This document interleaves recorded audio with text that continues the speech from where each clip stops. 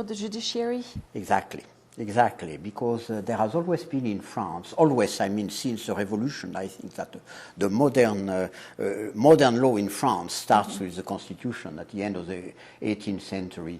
And since there has always been a sort of distrust towards the judiciary.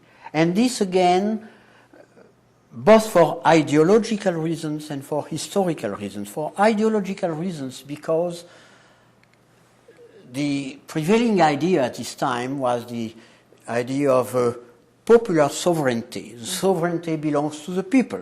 It doesn't belong to a category of people, to a caste, sort of elite. The judge, the judiciary, it's an elite. It's not the people. They do not represent the people. They are not elected by the people. So this is a sort of ideological reason, and there is also an historical reason. We should not forget that the revolution in France was largely made against the judges.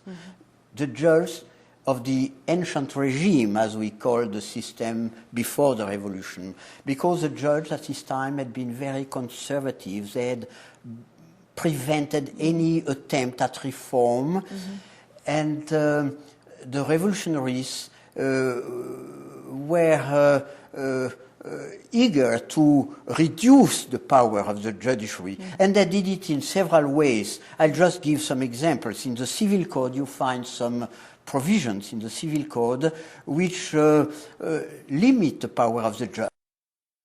Be forbidden to do that. Judge cannot do something else. And that also explains the fact that ordinary judges were, from the very beginning, prevented from interfering with the executive power, and they were forbidden to decide cases in which the administration and the state was a party.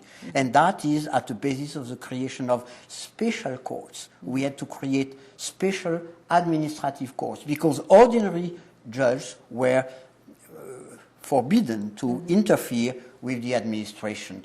And the last consequence of this distrust towards the judiciary is that the idea prevailed that there should be no authority above the parliament. Parliament represents the people. Members of parliament are elected by the people. They were elected by the people from the very beginning of this revolutionary period. So there should be no authority above the representatives of the people. And there should be no judge above the legislature. And this is a permanent idea which explains the fact that from the very beginning there was no judge to control the constitutionality of statutes enacted by Parliament. Parliament was really sovereign. And that is a very important feature if you want to understand the French system. And this idea is still present in France today to a certain extent.